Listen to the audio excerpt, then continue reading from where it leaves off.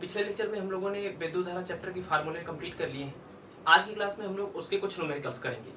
जितने भी न्यूमेरिकल्स हम लोग करेंगे उसमें जो भी फार्मूले डिस्कस होंगे या जो भी उससे रिलेटेड इंपॉर्टेंट पॉइंट्स होंगे वो सारा का सारा मैं फिर से यहाँ पर डिस्कस करते हुए जाऊंगा। तो अगर कोई भी टॉपिक कोई भी पॉइंट आपको नहीं समझ में आया था, आप कोशिश करिए कि अब ये दोबारा से इन न्यूमेरिकल के साथ वो चीजें पूरी तरह से क्लियर हो जाए।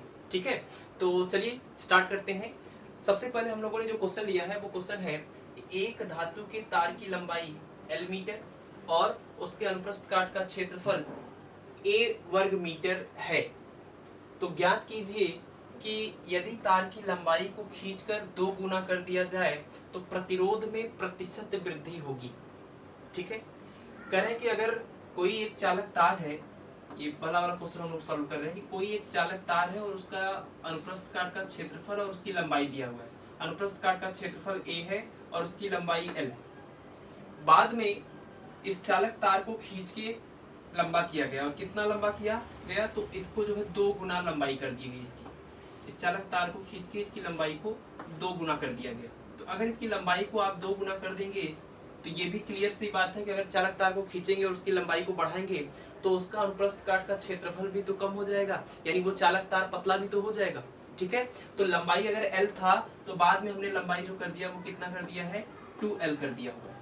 ठीक है, तो हमको ये बताना है कि इसका जो भी प्रतिरोध रहा होगा उसकी तुलना में इसका जो है प्रतिरोध जो है वो कितना प्रतिशत बढ़ जाएगा, क्योंकि आप जानते हैं कि R proportional to A, R proportional to L और R प्रोपोर्शनल टू 1/A। इस फार्मूले से आपको पता चलता है कि क्षेत्रफल और लंबाई बदलने पर प्रतिरोध का मान बदल जाता है। और यहाँ पर आप देख रहे हैं कि जब तार को आप खींचेंगे तो इसकी लंबाई भी बदल रही है और इसके अनुप्रस्थ काट का क्षेत्रफल भी, तो इसका तो प्रतिरोध बदलेगा, लेकिन कितनी प्रतिशत बदलेगा ये आपको बताना है। ठीक है, तो क्या करेंगे सबसे पहले तो आप ये ध्यान रखिए कि मान लीजिए कि शुरुआती अवस्था में यानी पहली वाली कंडीशन में इसके अनुप्रस्थ काट का क्षेत्रफल A1 और इसका जो लंबाई था वो था L1 और इसका जो प्रतिरोध था वो था R1। ठीक है, फिर उसके बाद मान लीजिए कि इसका आप खींचने के बाद जो लंबाई हो जाएगा उसको हम नाम दे रहे हैं A2, इसके अनुप्रस्थ काट का क्षेत्रफल A2 और इसका प्रतिरोध हो जाएगा R2। ठीक है, एक चीज बच गई, इसका और इसका विशिष्ट प्रतिरोध। और चूंकि ये चालक तार जो है उसी को खींचकर ऐसा बनाया गया है, इसका मतलब दोनों एक ही चालक तार है, एक ही पदार्थ के हैं, तो इनका विशिष्ट प्रतिरोध नहीं बदलेगा, क्योंकि हम लोग जानते हैं कि विशिष्ट प्रतिरोध किसी भी चालक तार का अभिलाक्षणिक गुण होता है और वो केवल तभी बदल सकता है जब वो चालक पदार्थ बदला जाएगा। ठीक है, तो ये चालक पदार्थ दोनों सेम था, इसलिए इन दोनों का विशिष्ट प्रतिरोध क्या रहेगा, सेम रहेगा। इसको ρ1 और ρ2 नहीं कर सकते हैं। ठीक है, अब हम लोग एक फार्मूला जानते हैं कि ρ इज इक्वल टू होता है RA/L। ρ is equal to RA/L। यहाँ से अगर हम लोग इस फार्मूले से अगर हम R के लिए इसको कन्वर्ट करें तो R इज इक्वल टू क्या हो जाएगा, तो R इज इक्वल टू हो जाएगा ρ इंटू L/A। ठीक है, तो ये है फार्मूला विशिष्ट प्रतिरोध और प्रतिरोध में संबंध।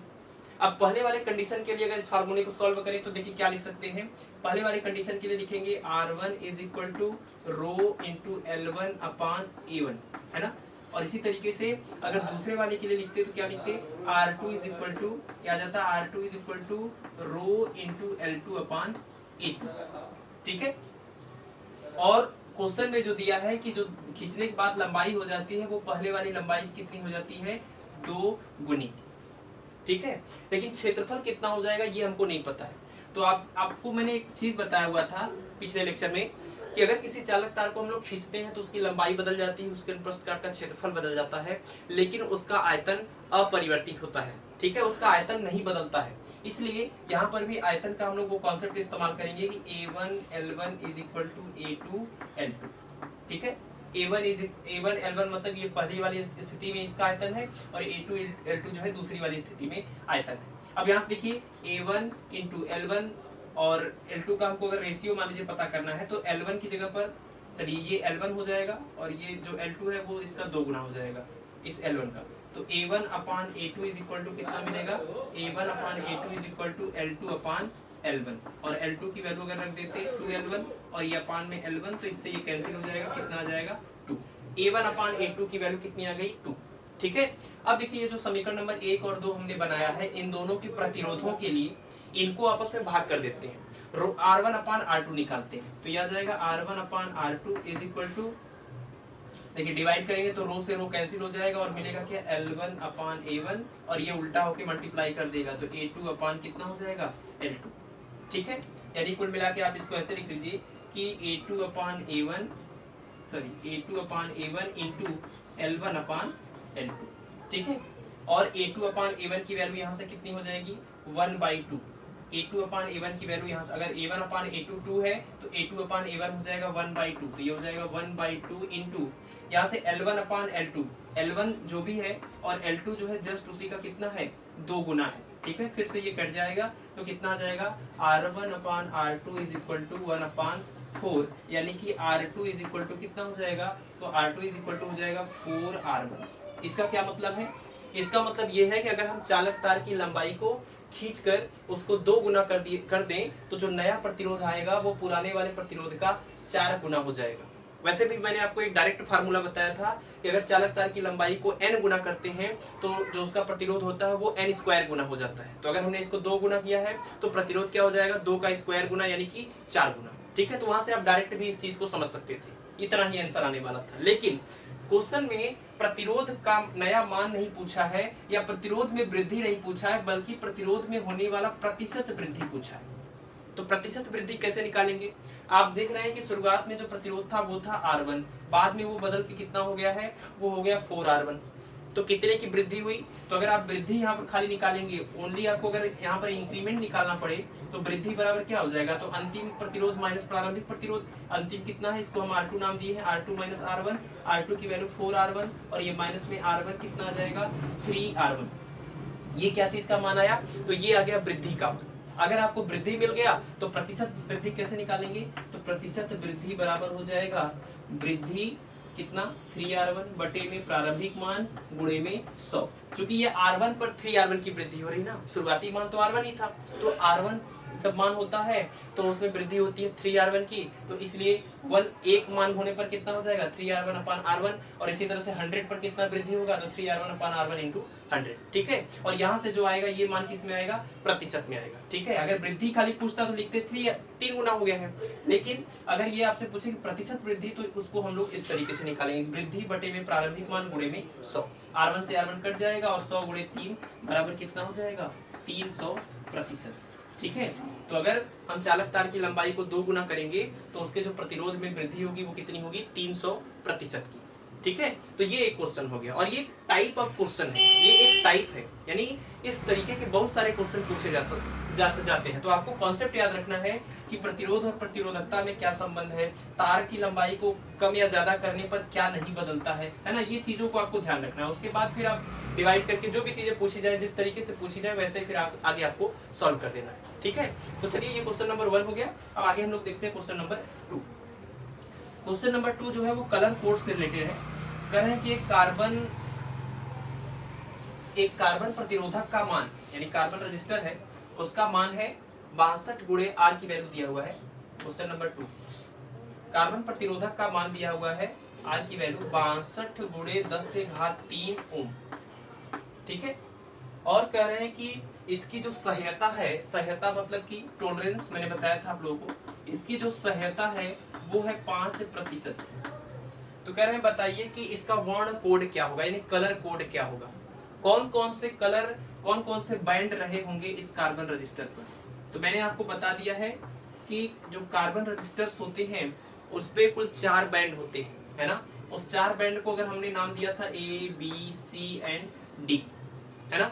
और A, B, C ये जो तीनों बैंड होते हैं इस पे कौन कौन से कलर हो सकते हैं, तो इसके लिए मैंने आपको बताया था कैसे, B रॉय, ग्रेट बॉय, और उसके बाद वेरी गुड वाइफ, ठीक है। इससे हमने आपको बताया था कि इसकी मदद से आप याद कर सकते हैं कि पहले तीनों बैंड में कौन कौन से कलर हो सकते हैं, black, brown, red, orange, yellow और इसके बाद ग्रीन। याद रखना है कि पहले वाला जी जो होगा वो ग्रीन होगा और दूसरा वाला जी जो होगा वो ग्रे होगा, यानी स्लेटी, ठीक है।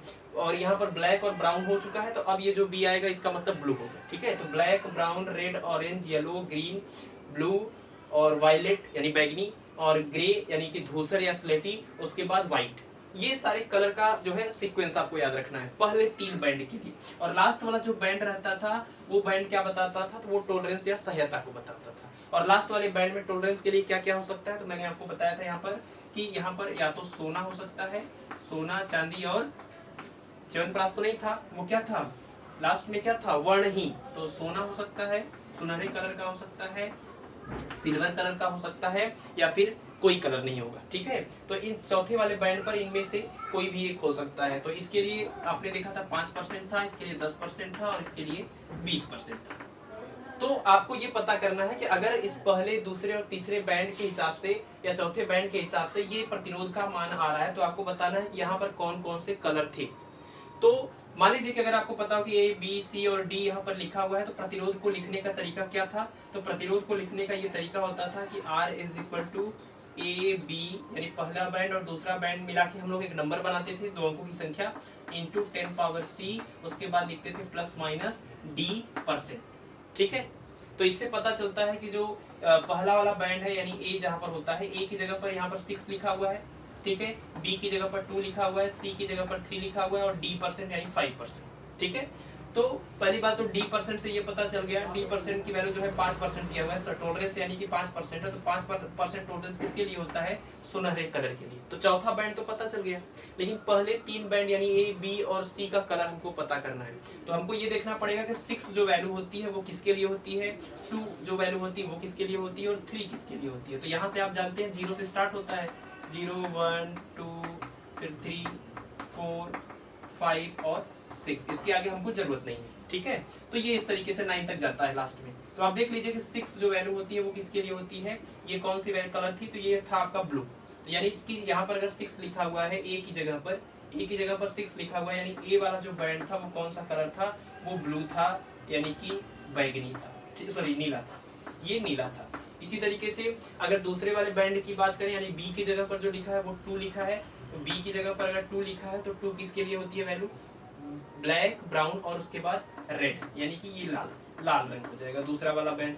इसी प्रकार से फिर तीसरे वाले बैंड की बात करें, सी की जगह पर जो वैल्यू लिखी गई है वो कितनी है, वो है 3। तो और 3 किसके लिए होता है, तो 3 होता है ऑरेंज के लिए। ठीक है, यानी नारंगी, तो ये हो जाएगा नारंगी।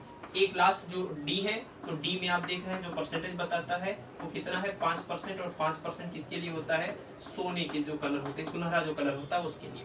यानी कि चारों बैंड का जो सीक्वेंस हो जाएगा वो क्या हो जाएगा, नीला, लाल, नारंगी और सोना। ठीक है, नीला, लाल, नारंगी और सोना, यानी कि नीला कलर होगा पहला, दूसरा कलर होगा लाल, तीसरा होगा नारंगी, और चौथा होगा सुनहरा कलर या सोने का कलर। ठीक है, तो ये कलर कोड आपको मैंने बता दिया था, उसको आपको ध्यान रखना है। ऐसा भी हो सकता है कि आपको कलर दिया जाए, आपसे रेजिस्टेंस पूछा जाए, और ये क्वेश्चन में आपको रेजिस्टेंस दिया गया था, कलर पूछा गया। ठीक है, चलिए, तो ये हो गया क्वेश्चन नंबर 2। क्वेश्चन नंबर 3 जो है उसमें दिया है कि नाइक्रोम का विशिष्ट प्रतिरोध 100 माइक्रो ओम, देखिए माइक्रो ओम दिया है, ये बात ध्यान रखना है, 100 माइक्रो ओम सेंटीमीटर है, और नाइक्रोम के 8 मीटर लंबे तथा 0.01 सेंटीमीटर स्क्वायर परिच्छेद क्षेत्रफल वाले तार का प्रतिरोध कितना होगा।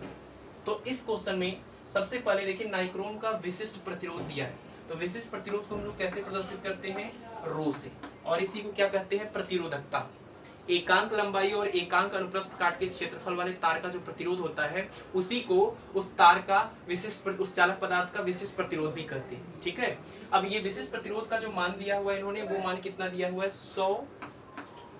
100 माइक्रो ओम सेंटीमीटर। पहली बात तो यहाँ पर याद रखिए कि आप क्वेश्चन को सॉल्व करने से पहले सारे मात्रकों को उनको नॉर्मल फॉर्म में यानी एमकेएस में लिखना पड़ेगा। अब ये देखिए रो का मात्रक माइक्रो ओम सेंटीमीटर, पहली बात तो यहाँ माइक्रो लगा हुआ है, दूसरी बात यहाँ पर सेंटीमीटर, तो इन दोनों को हमको सबको हटाना है यानी एमकेएस में करना है। तो इसके लिए क्या करना पड़ेगा, यहाँ पर देखिए 100 और उसके बाद ये माइक्रो का मतलब होता है 10⁻⁻⁶।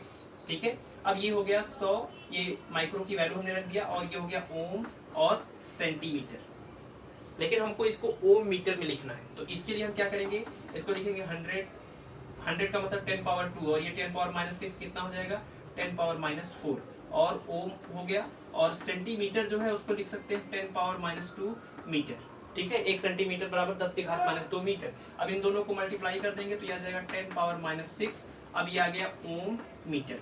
यानी हमने क्या किया, विशेष प्रतिरोध का जो मान दिया था उसके मात्रकों को एमकेएस सिस्टम में यानी ओम सेंटीमीटर में कन्वर्ट कर लिया। ठीक है, अब इसके बाद देखिए नाइक्रोम का 8 मीटर लंबा तार है, यानी ये क्या दिया हुआ है, तार की लंबाई का मान 8 मीटर और ये एमकेएस में है।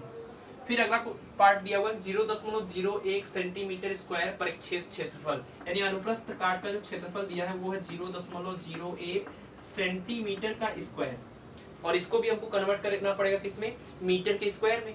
तो क्या करते हैं इसके लिए, सेंटीमीटर की जगह पर पहले तो मीटर में इसको कन्वर्ट करें तो 0.01, और सेंटीमीटर को अगर लिखना है तो लिख सकते हैं 10 के घात माइनस 2 मीटर और इसका होल स्क्वायर।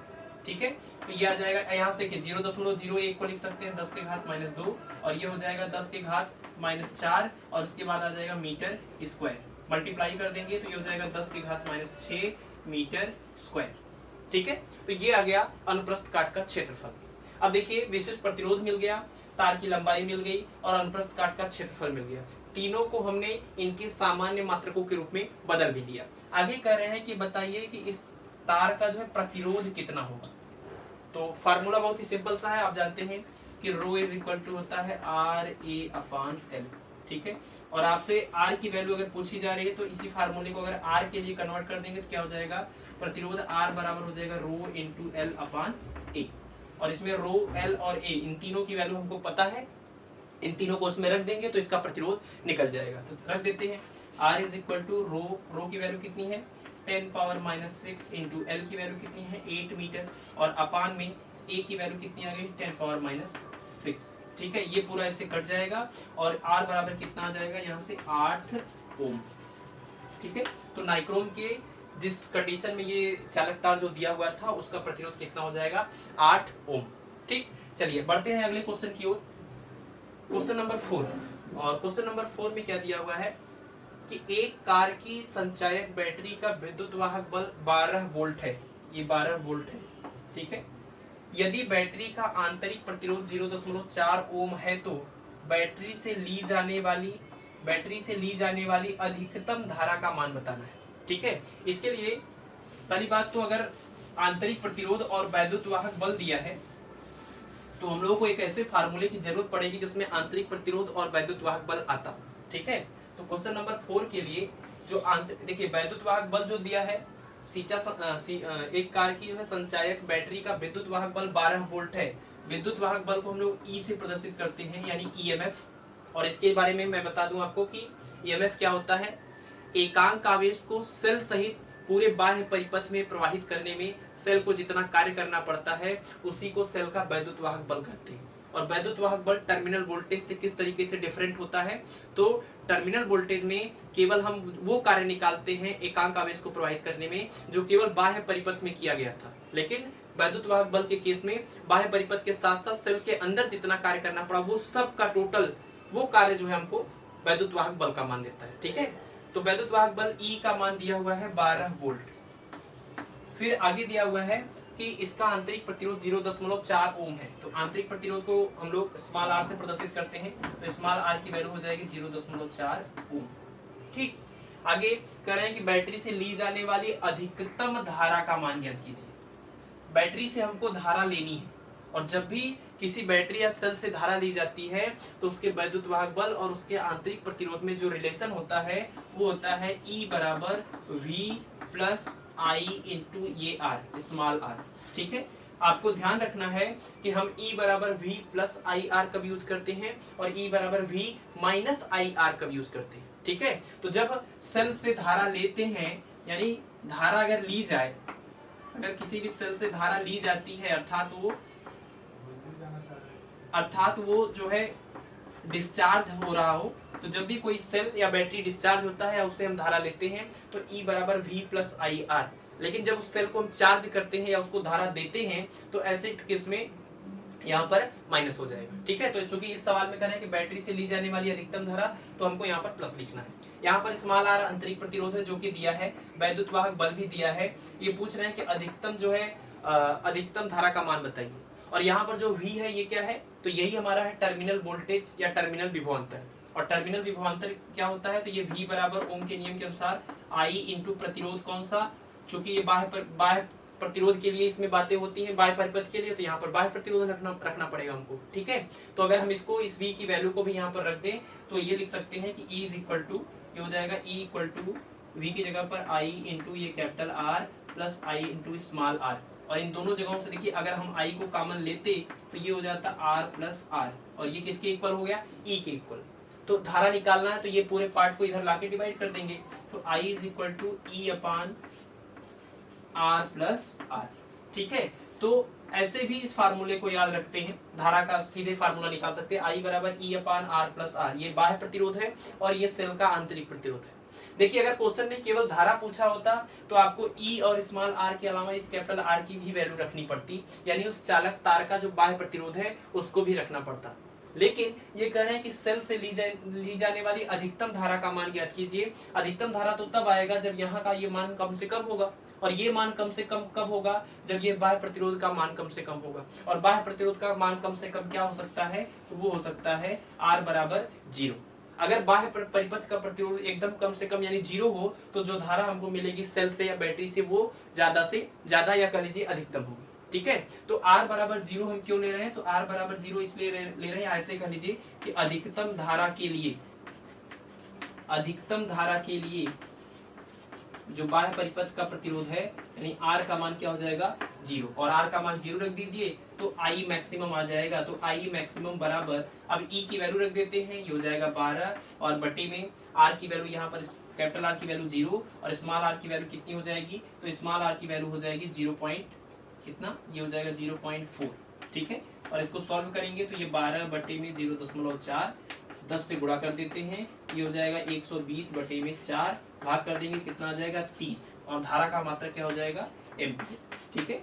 तो इस सेल से ली जा सकने वाली अधिकतम धारा का मान हो जाएगा 30 एम्पीयर। अगर मान लीजिए अधिकतम धारा न बोले होते तो आपको सवाल में किसी भी तरीके से इस बाह्य परिपथ का जो प्रतिरोध है उसका भी मान दिया जाता, ठीक है। और ये सारे मान रख देते तो आप सिंपली सेल से ली जाने वाली धारा का मान निकाल लेते, लेकिन अधिकतम धारा तभी होगी जब उसका बाह्य प्रतिरोध का मान क्या हो जाएगा, 0 हो जाएगा, ठीक है। चलिए क्वेश्चन नंबर 5 देखते हैं। ये हो गया, एक सर्किट यहाँ पर दिया हुआ है और इसमें कह रहे हैं कि आपको बताना है कि ये वाली धारा का मान कितना होगा, ये वाली धारा का मान। और आप जो सर्किट देख रहे हैं इसके लिए मैंने आपको एक नियम बता दिया था जिसको कहते हैं किरचॉफ का नियम। और किरचॉफ के कौन कौन से नियम आपने पढ़े हैं, तो किरचॉफ के 2 नियम आपने पढ़े हैं। किरचॉफ का पहला जो नियम था जिसको धारा या संधि का नियम कहते थे अर्थात केसीएल, और जो दूसरा नियम था उसको हम लोग क्या बोलते थे, केवीएल, ठीक है। तो केसीएल आप जानते हैं कि धारा या संधि का नियम है जो क्या बताता है कि सिग्मा आई बराबर 0, और केवीएल क्या बताता था, ये बताता sigma I into R is equal to sigma E के बराबर, ठीक है। फिर ये जो धारा या संधि का नियम था ये किस पर आधारित था, तो ये आवेश के संरक्षण पर आधारित था, और जो केवीएल था वो ऊर्जा के संरक्षण पर आधारित था, ठीक है। ये चीजें मैंने डिस्कस कर दी है पिछले लेक्चर में डिटेल में। अभी के लिए इस क्वेश्चन को अगर देखा जाए तो आपको पता चल गया होगा कि इसमें हमको केवीएल नहीं बल्कि केसीएल लगाने की जरूरत है, क्योंकि संधि पर धारा का मान हमको पता करना है, ठीक है।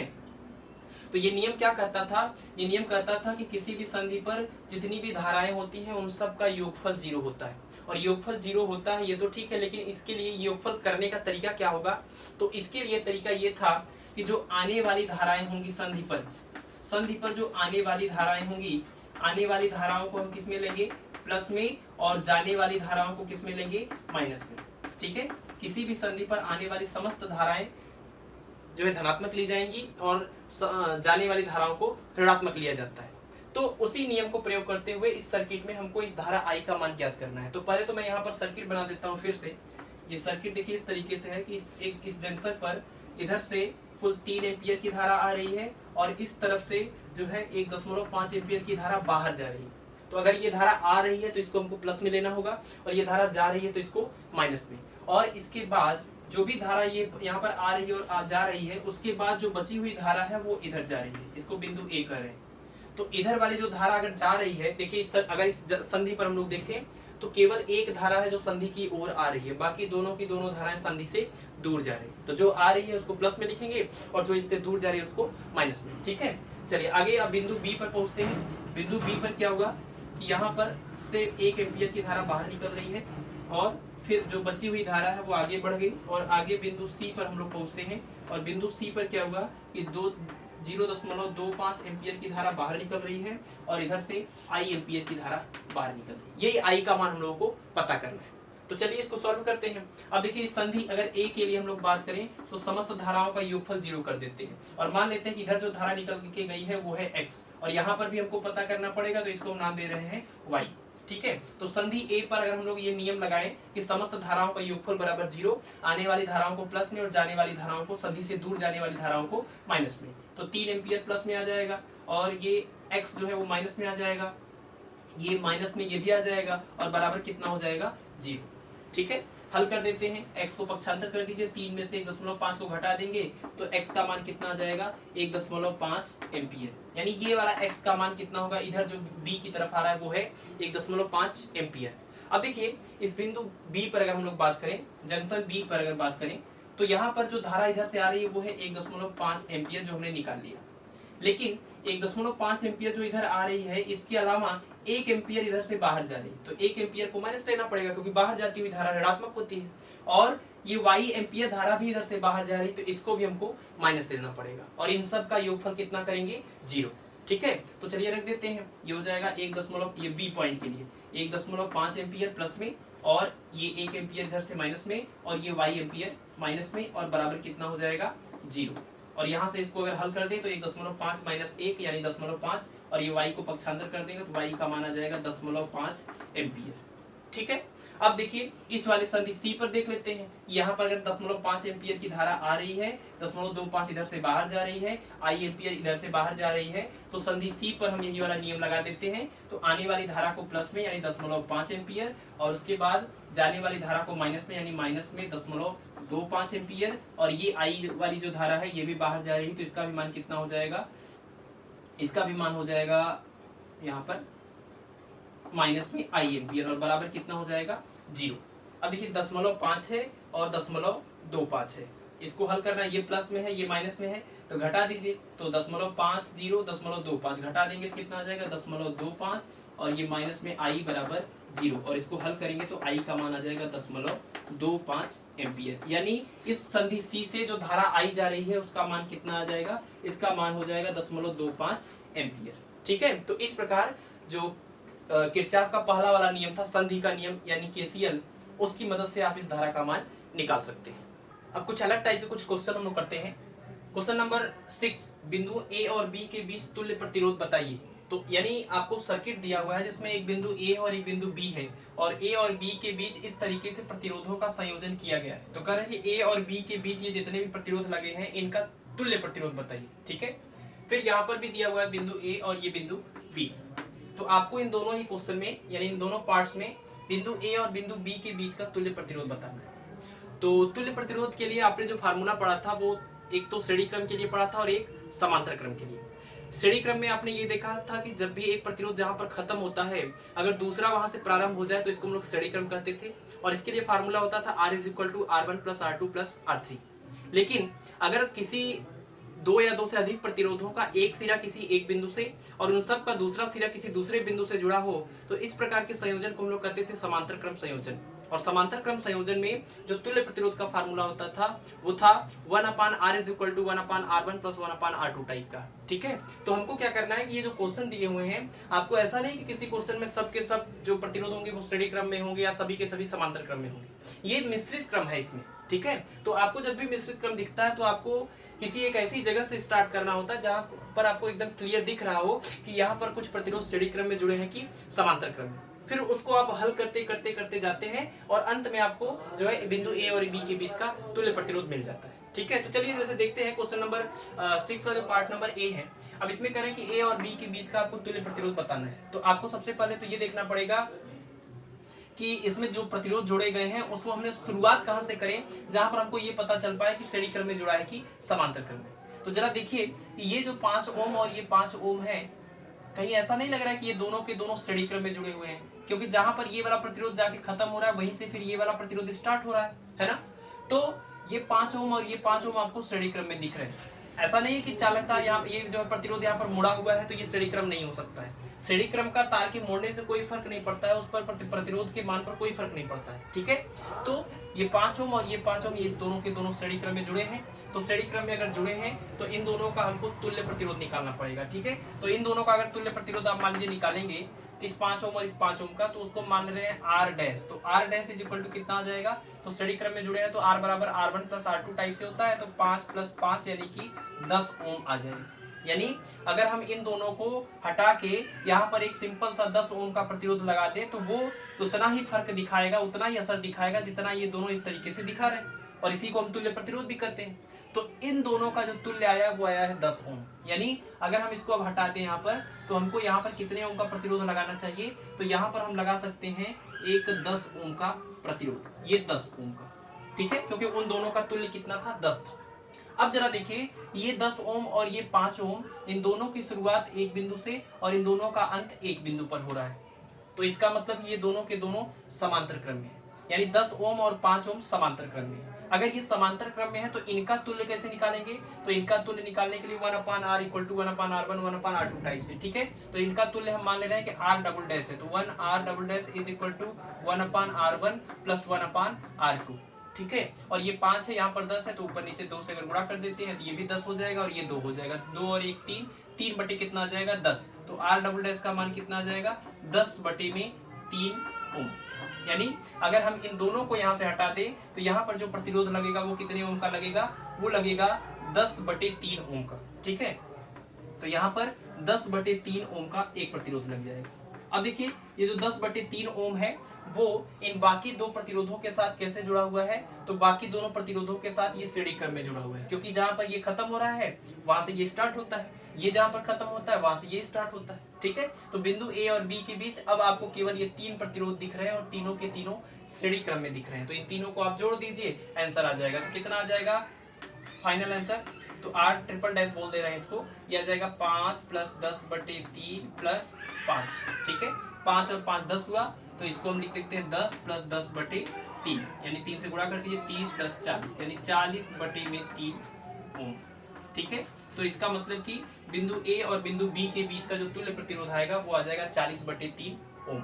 ठीक है, इसी तरीके से इस वाले क्वेश्चन में कर लेते हैं। अब इसमें जरा देखिए कि ये 5 ओम के जितने भी प्रतिरोध आपको दिख रहे हैं ये सभी के सभी एक बिंदु से इधर और दूसरे बिंदु से इधर जुड़े हुए हैं। इस प्रकार का संयोजन समांतर क्रम संयोजन होता है। तो अगर पांचों प्रतिरोध समांतर क्रम में जुड़े हैं तो इनका तुल्य अगर निकाल दे तो ये आ जाता है 1/r dash is equal to 1/5 plus 1/5 plus 1/5 plus 1/5 और प्लस 1/5, यानी 1/5 को हमको 5 बार जोड़ना है, तो कितना आ जाएगा 5/5 is equal to 1/r dash. इससे ये कैंसिल हो जाएगा, इसका मतलब r डैश की वैल्यू कितनी आ जाएगी 1 ओम। यानी अगर हम इन सारे प्रतिरोधों को यहाँ से हटा देंगे तो इसकी जगह पर हमको कितने ओम का प्रतिरोध लगाना पड़ेगा, तो एक सिंगल प्रतिरोध लगाना पड़ेगा, वो भी कितने ओम का 1 ओम का। तो यहाँ पर आ जाएगा 1 ओम। ठीक है, अब देखिए 1 ओम 1 ओम और 2 ओम, ये तीनों के तीनों आपको श्रेणी क्रम में दिख रहे हैं। तो इन तीनों का जो तुल्य आएगा वो कितना आ जाएगा 1 + 1 + 2 यानी कि 4 ओम। ठीक है, और यही हो जाएगा बिंदु ए और बी के बीच का तुल्य प्रतिरोध। तो तुल्य प्रतिरोध निकालने के लिए आपको क्या करना होता है, सर्किट को धीरे धीरे मिनिमाइज करते जाना है। ठीक है, क्योंकि कॉम्प्लेक्स सर्किट दिया रहता है, तो जहां से आपको समझ में आ रहा हो, जहां से शुरुआत हो सकती है आप वहां से शुरुआत करिए और एक एक करके कुछ कुछ प्रतिरोधों का जो भी संयोजन हो उनका तुल्य निकालते निकालते जाएंगे, तो फाइनली आप उन दोनों बिंदुओं के बीच का भी तुल्य प्रतिरोध निकाल पाएंगे। ठीक है, चलिए इसके बाद अगला क्वेश्चन जो है उसको देखते हैं। अगले क्वेश्चन के लिए आपको याद दिला दूं मैं कि ये व्हीटस्टोन सेतु क्या होता है। व्हीटस्टोन सेतु के बारे में मैंने आपको बताया था कि व्हीटस्टोन सेतु जो है 4 प्रतिरोधों, एक धारामापी और एक सेल का एक ऐसा संयोजन होता है जिसकी मदद से हम अज्ञात तार का प्रतिरोध निकाल सकते हैं। ठीक है, और इसमें और ये तार का प्रतिरोध, हम अज्ञात तार का प्रतिरोध किस अवस्था में निकालते हैं, तो संतुलन की अवस्था में।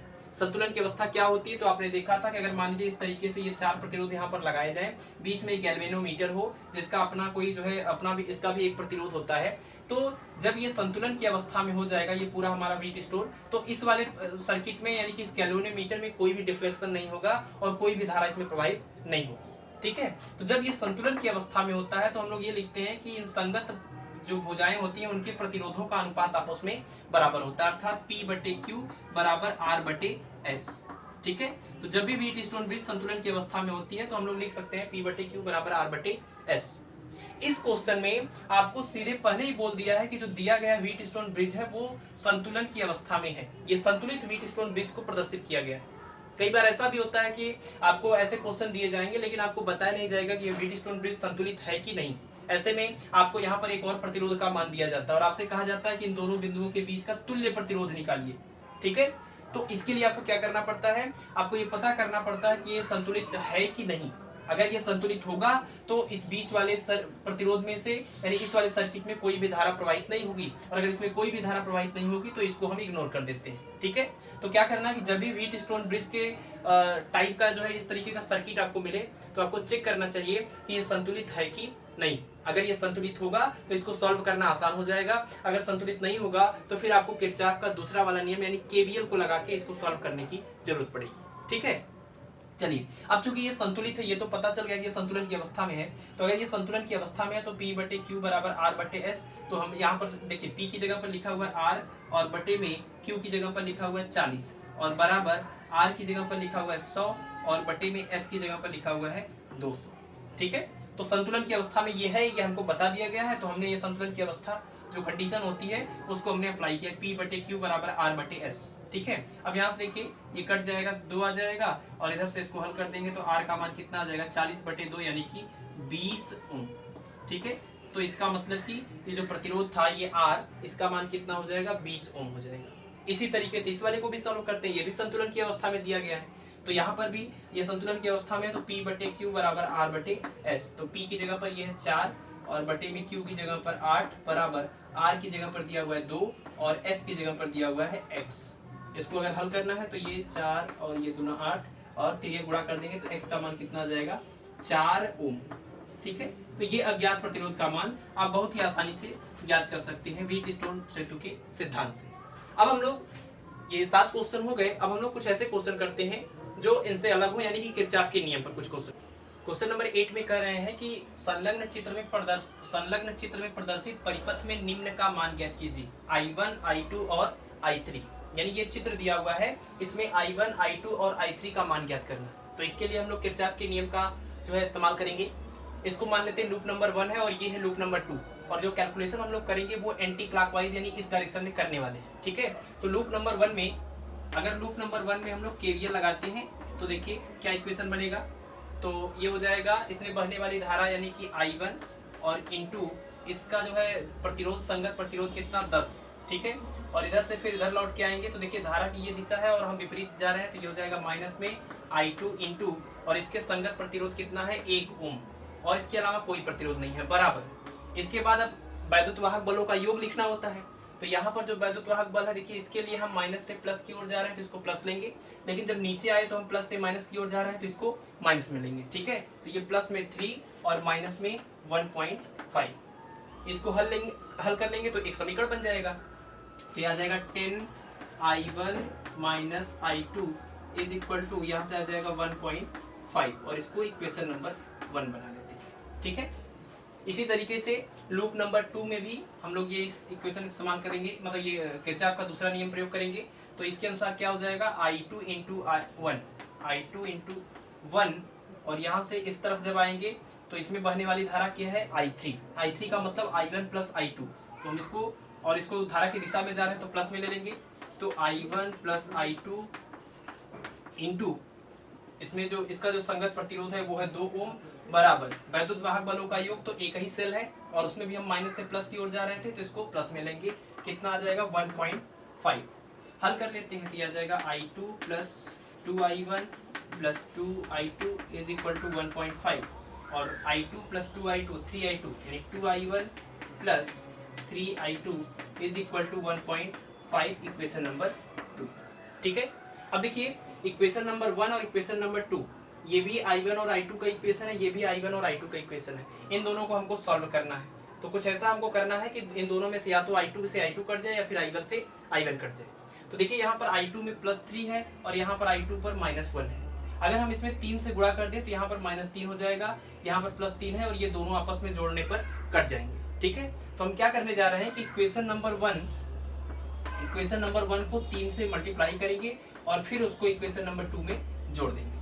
तो जब 3 से मल्टीप्लाई कर देंगे देखिए क्या आ जाएगा 30i1 minus 3i2 is equal to यहाँ आ जाएगा 4.5 और यहाँ से कितना है ये 2i1 plus 3i2 is equal to 1.5।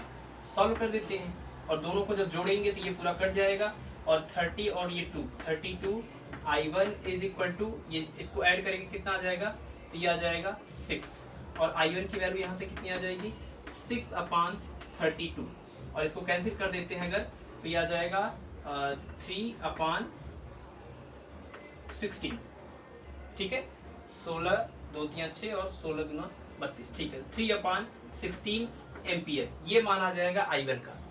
i1 का मान आ गया तो इसको किसी एक ऐसे इक्वेशन में रख दीजिए जिससे आपका i2 निकल जाए। तो चलिए इक्वेशन नंबर 1 में ये वाली वैल्यू रखते हैं। तो जैसे ही इसको इक्वेशन नंबर 1 में ये वैल्यू रखेंगे इक्वेशन नंबर 1 में i1 की वैल्यू रखेंगे तो ये आ जाएगा 10 इंटू i1 की value 3/16 minus i2 is equal to 1.5।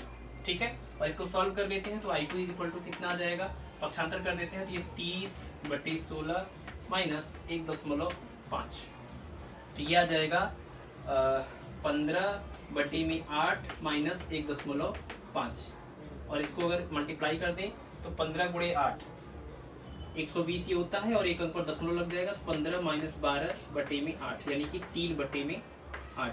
ठीक है तो 3/8 एम्पियर ये आ जाएगा i2 का मान। i1 आ गया और i2 आ गया तो आप i3 भी यहीं से निकाल सकते हैं। i3 कैसे आएगा तो i3 इज इक्वल टू होता है i1 प्लस i2 दोनों को जोड़ दीजिए। i1 का मान है 3/16 और i2 का मान आ गया कितना 3/8। 3/8 का मतलब कि अगर 2 से ऊपर नीचे गुणा कर दें ये 6/16 आ जाएगा। ठीक है तो 6/16 हो जाएगा यानी 9/16 एम्पियर। ठीक तो इस प्रकार जो है किरचॉफ का नियम प्रयोग करके हम लोग i1, i2 और i3 का मान निकाल सकते हैं। तो देखते हैं क्वेश्चन नंबर 9। एक सेल जिसका वैद्युत वाहक बल 2 वोल्ट और उसका आंतरिक प्रतिरोध 1 ओम है और चित्र के अनुसार 5 और 10 ओम के प्रतिरोधों के सिरों के साथ समांतर क्रम में ये जुड़ा हुआ है। ठीक है ये जो वैद्युत सेल है उसका वैद्युत वाहक बल 2 वोल्ट और इसका आंतरिक प्रतिरोध 1 ओम है और ये 5 ओम और 10 ओम वाले इस प्रतिरोधों के जो सिरे हैं दोनों के उसके साथ ये समांतर क्रम में जुड़ा हुआ है। तो कह रहे हैं कि सेल से प्राप्त होने वाली कुल धारा और प्रत्येक प्रतिरोध में प्रवाहित होने वाली धारा का मान ज्ञात कीजिए। यानी हमको ये पता करना है कि यहाँ से कुल कितनी धारा निकली और उसके अलावा ये भी पता करना है कि इस वाले में कितनी धारा प्रवाहित हो रही थी और इस वाले में कितनी धारा प्रवाहित हो रही थी।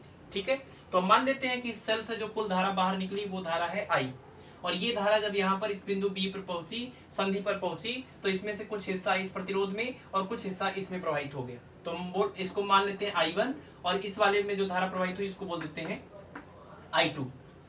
अब देखिए किसी भी ब्रांच में प्रवाहित होने वाली धारा का मान ज्ञात करने के लिए हम लोग किरचॉफ का दूसरा नियम प्रयोग करते हैं यानी कि केवीएल।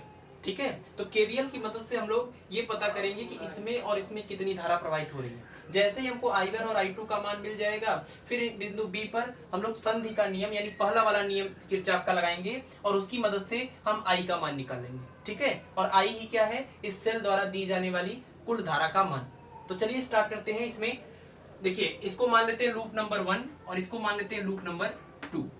ठीक है इन दोनों लूप में हम किरचॉफ का दूसरा नियम लगाएंगे और कैलकुलेशन जो करेंगे उसको हम ये वाला डायरेक्शन ले रहे हैं यानी एंटी क्लॉकवाइज इसमें भी और इसमें भी। ठीक है तो लूप नंबर 1 में हम केवीएल इस्तेमाल करते हैं। लूप नंबर 1 में केवीएल से तो केवीएल जब लगाएंगे तो ये केवीएल क्या कहता है ये कहता है कि sigma I into R is equal to sigma E. ठीक है तो इसमें रखते हैं तो I यानी प्रवाहित होने वाली धारा और देखिए हम जब धारा की दिशा में जाते हैं तो धारा को प्लस लेते हैं। ठीक है ये धारा की दिशा भी है और हम कैलकुलेशन जो करने जा रहे हैं उसी की दिशा में करने जा रहे हैं इसलिए इसको हम प्लस में लेंगे। तो I इंटू अब यहाँ पर ये देखना पड़ेगा कि ये जो मतलब धारा प्रवाहित हो रही है I उसके संगत प्रतिरोध कितना है। तो इसके संगत प्रतिरोध यही सेल का प्रतिरोध होगा 1 ओम है ना क्योंकि इसमें और कोई प्रतिरोध तो है नहीं तो सेल का ये आंतरिक प्रतिरोध 1 ओम। तो I इंटू 1 और फिर इधर से जब लौटेंगे तो देखिए ये फिर से धारा की दिशा में हम लोग जा रहे हैं तो प्लस में लिख देते हैं I1 इंटू 5। ठीक है जहां धारा की दिशा में चलते हुए धारा को प्लस और उसकी विपरीत दिशा में चलते हुए धारा को माइनस लेते हैं। तो अभी तक हम लोग धारा की दिशा में चल रहे थे, इसलिए हमने दोनों के मान को प्लस में लिखा। अब फिर देखिए, अब इसके बाद इसमें देखेंगे तो कोई और प्रतिरोध नहीं है, कोई और धारा नहीं है, तो ये यहीं पर खत्म हुआ। इज इक्वल टू समेशन ई, यानी जितने भी वैद्युत वाहक बल हैं उन सब का योगफल। और वैद्युत वाहक बल के लिए मैंने चिन्ह परिपाटी आपको बताया था कि जब माइनस वाले सिरे से प्लस वाले सिरे की ओर जाते हैं तो वैद्युत वाहक बल को प्लस में लेते हैं, और जब प्लस वाले सिरे से माइनस वाले सिरे की ओर जाते हैं तो इसको माइनस में लेते हैं। तो चूंकि हम कैलकुलेशन माइनस से प्लस की दिशा में जाते हुए कर रहे हैं तो हम इसको प्लस में लिखेंगे। ठीक है, इस तरीके से ये आपको मिल गया आई प्लस, यानी ये हो गया i plus 5i1 is equal to 2। ये एक इक्वेशन बन गया। और जो संधि बी है, तो संधि बी पर अगर हम केसीएल लगाएं तो संधि बी पर केसीएल लगाएंगे तो आने वाली धाराओं का योग बराबर होता है जाने वाली धाराओं का योग। तो संधि बी पर आप ये भी लिख सकते थे i is equal to i1 plus i2, है ना। आई इज इक्वल टू हो जाएगा i1 प्लस i2, और यहाँ पर अगर हम i का मान रख दें यहाँ से तो कितना आ जाएगा i1 plus i2 plus 5i1 is equal to 2, और इसको मान रहे हैं इक्वेशन नंबर 1। इन दोनों को जोड़ देंगे, i1 प्लस 5i1 कितना हो जाएगा 6i1, तो 6i1 plus i2 is equal to 2। ठीक है, इसके बाद अब हम लोग क्या करेंगे, लूप नंबर जो 2 है, ये दूसरा वाला लूप, इसमें केवीएल लगाएंगे। तो लूप नंबर 2 में जब केवीएल लगाएंगे तब देखिए क्या होगा। तो लूप नंबर 2 में यहाँ से स्टार्ट करते हैं हम लोग। इस संधि से अगर देखें तो यहाँ से अगर इधर चल रहे हैं तो i2 और ये इंटू 10 धारा की दिशा में, तो i2 इंटू 10, और फिर यहाँ से फिर इस यहाँ पर पहुंच के जब इधर की तरफ मुड़ेंगे तो फिर धारा इधर जा रही है और हम इधर कैलकुलेशन कर रहे हैं, तो फिर हमको इसकी दिशा को माइनस लेना पड़ेगा, यानी ये हो जाएगा माइनस में i1 into 5 is equal to. अब देखिए इस वाले लूप में कोई भी सेल नहीं लगा हुआ है, यानी कोई भी वैद्युत वाहक बल काम नहीं कर रहा है, इसलिए बराबर क्या हो जाएगा 0। और इसको हल कर देंगे, ये हो जाएगा 10i2, यानी ये हो गया 10i2 minus 5i1 is equal to 0। और यहाँ से अगर इसको हल कर देते हैं तो यह आ जाएगा, अगर 5 से सबको भाग कर दें तो 2i2 is equal to i1। ठीक है, तो 2i2 इज इक्वल टू मिल जाएगा i1, या ये कह लीजिए कि i1 इज इक्वल टू क्या हो गया 2i2। तो ये मिल गया इक्वेशन नंबर 2। हमको इक्वेशन नंबर 1 और इक्वेशन नंबर 2 को हल करके i1 और i2 की वैल्यू निकालनी है। तो देखिए अगर i1 is equal to 2i2 है इक्वेशन नंबर 2 में, और यही वाला मान अगर इक्वेशन नंबर 1 में रख दें तो ये पूरा इक्वेशन जो है वो i2 के रूप में बदल जाएगा। ठीक है, तो i1 की जगह पर रख रहे हैं 2i2, ये हो जाएगा 6 इंटू i1 की जगह पर रखेंगे 2i2 plus i2 is equal to 2, और इसको मल्टीप्लाई कर देंगे तो ये हो जाएगा 12i2 plus i2 is equal to 2। 12i2 plus i2 यानी 13i2 इज इक्वल टू 2। तो i2 की वैल्यू हो जाएगी 2/13 एम्पियर। और i2 क्या है, तो i2 है इस 10 ओम वाले प्रतिरोध में प्रवाहित होने वाली धारा का मान। और i2 जब आपको मिल गया तो आप इस वाले इक्वेशन से देखिए i2 का मान अगर यहाँ पर रख देंगे तो i1 का मान निकल जाएगा। ठीक है, तो यहाँ से i1 का मान जो निकालेंगे वो कितना आ जाएगा, तो i1 का मान आ जाएगा 2 इंटू i2, तो 2 इंटू i2 की वैल्यू 2/13, ये हो जाएगा 4/13 एम्पियर। ठीक है, तो 5 ओम वाला जो प्रतिरोध था उसमें प्रवाहित होने वाली धारा का मान है 4/13 एम्पियर, और 10 ओम का जो प्रतिरोध है उसमें प्रवाहित होने वाली धारा का मान है i2 यानी कि 2/13 एम्पियर। इसके अलावा ये भी पूछ रहे थे कि सेल द्वारा प्राप्त कुल धारा, तो सेल द्वारा प्राप्त जो कुल धारा है वो क्या है I, और यही I आगे बढ़ के i1 और i2 में बटा हुआ था, और यहाँ से हमने ये इक्वेशन में लिखा था कि I बराबर i1 प्लस i2। तो अगर हमको i1 का मान मिल गया और i2 का मान मिल गया तो हम I का मान भी निकाल सकते हैं। तो I बराबर हो जाएगा i1 प्लस i2 के, और यानी इन दोनों को हमको जोड़ना पड़ेगा, और दोनों को जोड़ेंगे 4/13 2/13 यानी कि 6/13 एम्पियर। ठीक है, तो इस प्रकार जो है सेल द्वारा प्राप्त कुल धारा का मान 6/13 एम्पियर, 5 ओम के प्रतिरोध में बहने वाली धारा का मान हो जाएगा जो है 4/13 एम्पियर, और 10 ओम के प्रतिरोध में बहने वाली धारा का मान हो जाएगा 2/13 एम्पियर। ठीक है, तो ये एक सिंपल सा क्वेश्चन था ताकि आप इसकी मदद से किरचॉफ का जो दूसरा नियम है इसको प्रयोग करना सीख जाए। इसके अलावा कई बार ऐसा होता है कि इसके जो है बहुत ही ज्यादा कॉम्प्लेक्स सर्किट होते हैं, बहुत ज्यादा इसमें सेल लगे हुए होते हैं, है ना, उसमें और बहुत सारी चीजें पूछी जाती हैं। तो ऐसे केस में भी आपको क्या करना है, बस किरचॉफ का ये नियम प्रयोग करना आपको आना चाहिए, ठीक है। और इसको जब प्रयोग करेंगे तो दो हो सकता है, 2, 3 या 4, 2 से ज्यादा भी समीकरण बन सकते हैं, 3 से ज्यादा भी बन सकते हैं। तो जितने भी समीकरण बनते हैं बस आपको उनको हल करना आना चाहिए। उन सबको हल करके आप अलग अलग I1, I2, I3 या उनके बीच का तुल्य प्रतिरोध या पूरा विभवांतर, दो बिंदुओं के बीच का विभवांतर है ना, ये सब पता कर सकते हैं, ठीक। तो इसकी मदद से आपने केवीएल का यूज करना सीख लिया। एक और टाइप का क्वेश्चन बचा हुआ है, प्रतिरोध ताप गुणांक अल्फा के ऊपर अभी तक हम लोगों ने कोई न्यूमेरिकल नहीं किया, ठीक है। तो प्रतिरोध ताप गुणांक अल्फा के ऊपर एक न्यूमेरिकल कर लेते हैं। क्वेश्चन नंबर 10 हमने वहीं से लिया हुआ है कि कमरे का ताप यानी कि 27 डिग्री सेल्सियस पर किसी तापन अवयव का प्रतिरोध 100 ओम है, यानी इस टेम्परेचर पर किसी पदार्थ का टेम्परेचर 100 ओम है। करें यदि उस तापन अवयव का प्रतिरोध 117 ओम हो तो अवयव का ताप क्या होगा। आप जानते हैं किसी भी चालक पदार्थ का ताप बढ़ाते हैं तो उसका प्रतिरोध भी बढ़ जाता है। तो कह रहे हैं कि 27 डिग्री सेल्सियस पर उसका प्रतिरोध 100 ओम था, तो किस टेम्परेचर पर उसका प्रतिरोध 117 ओम हो जाएगा, अगर उस पदार्थ का प्रतिरोध ताप गुणांक आपको दिया गया है तो, ठीक है। तो क्या करेंगे कि देखिए, इसके लिए आपने जो फार्मूला पढ़ा था, हम लोग उस फार्मूले की बात कर ले। पहले फार्मूला ये था कि अगर सामान्य ताप पर या रूम टेम्परेचर पर किसी पदार्थ का प्रतिरोध जो है R0 हो, है ना, रूम टेम्परेचर पर जो प्रतिरोध है वो R0 है, और उसके बाद कुछ टेम्परेचर में वृद्धि करने के बाद उसका प्रतिरोध अगर R हो जाता है, तो इनके बीच में एक रिलेशन होता है R is equal to R0 bracket में 1 प्लस अल्फा, और यहाँ पर होता है डेल्टा T, ठीक है। जहां पर R क्या है, जहां पर R क्या है, T टेम्परेचर बढ़ाने के बाद नया प्रतिरोध, R0 जो है वो रूम टेम्परेचर पर प्रतिरोध, और अल्फा है प्रतिरोध ताप गुणांक, और डेल्टा T है टेम्परेचर में चेंज। मैंने जो आपको एक फार्मूला बताया था अल्फा के लिए, यहां से अगर देखिए आप, अगर आप अल्फा निकालेंगे इस फार्मूले से, तो अल्फा का मान ये पूरा सॉल्व करेंगे तो आ जाएगा R माइनस R0 अपान R0 इंटू डेल्टा T, ठीक है। लेकिन मैंने जो आपको फार्मूला बताया था वो फार्मूला था R2 माइनस R1 अपान R1 T2 minus R2 T1।